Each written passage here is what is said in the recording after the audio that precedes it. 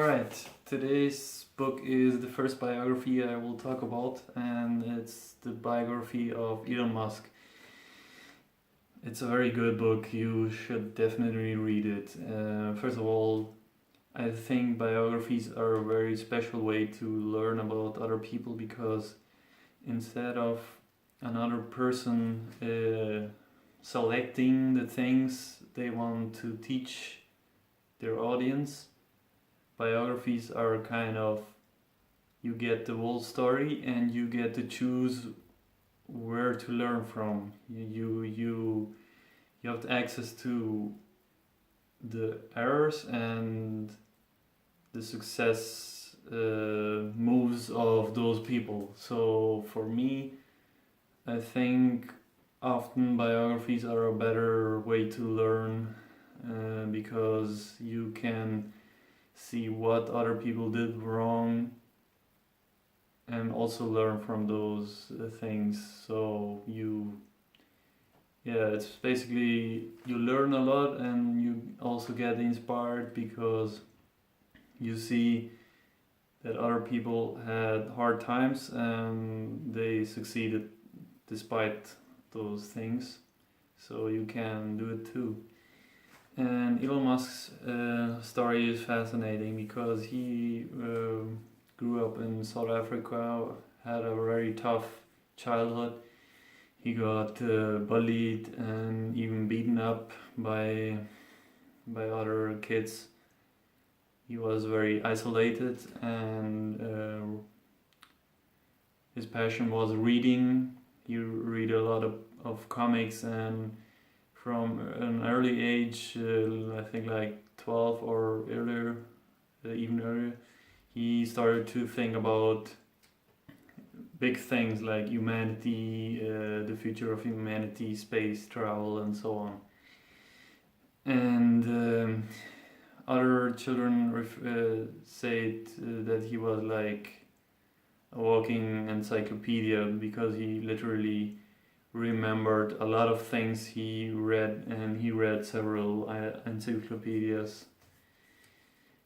So yes, he was a little nerd already from an early age, and later what made him move to Canada was the obligatory military service in South Africa at that time. So he moved to Canada and stayed with relatives there, but his plan was from the beginning was to get to the United States, and he thought that from Canada will be easier to do that. So he moved there and started joining the university after some years of work. From one place to the next he went and did work and changed his living with different relatives he stayed, and eventually he ended up in the United States, and that story is long. How he started SpaceX, Tesla, Solar City. It's really impossible to sum up in a meaningful way. I will encourage you to definitely read it, or definitely read it, because you lose a lot if you read only a little part. It's like if you see the whole story and all the difficulties he went through, it's so incredible, inspiring. But anyways, if you want to read the summary nonetheless, then you can do that in my blog.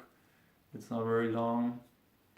I think Elon's biggest advantage, or the key point to his success, is his ability to envision a future like he wants it. He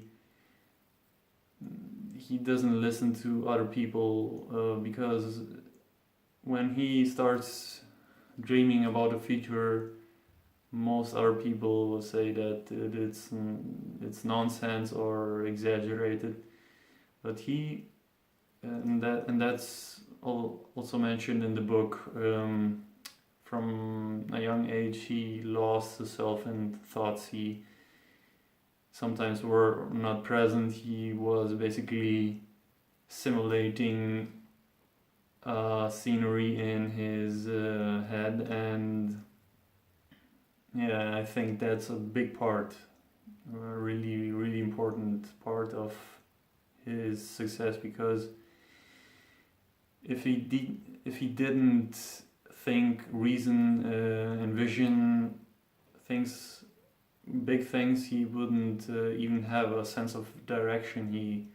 For example, he always wanted to make big impact, and some categories he thought about were saving the human race, green energy, solar, and all that stuff. And the other thing was, I think, I forgot, but yeah, basically big things, huge impact, and you have to already to come up with such categories of big impact ideas. You already have to have a pretty good imagination and ability to abstract reasoning, and I think that's his forte.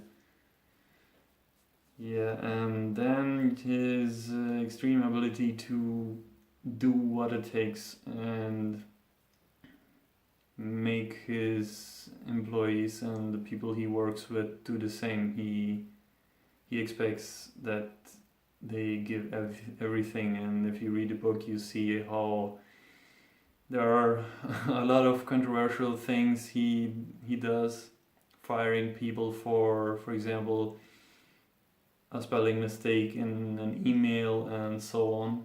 He is special, but compared to the things he did, it's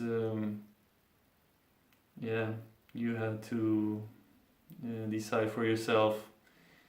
I don't want to spoil everything, so definitely check out that book, and see you in the next video.